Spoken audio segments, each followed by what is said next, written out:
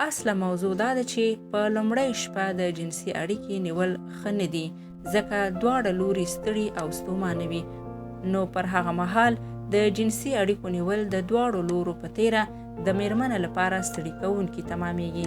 ستړیاوې مو په پام کې ونیسئ ترڅو دواړه له اروايي اړخه پوره چمتو شئ.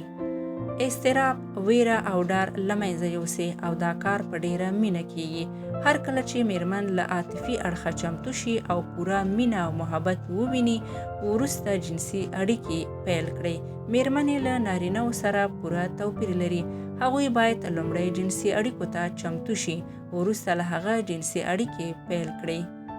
د ناوې خوا ته ورشي او کیسه او مینه ناکې خبرې پیل کړئ. ان ښایي په لومړۍ شپه یې پرته له جنسي اړیکې ارګازم ته ورسوي.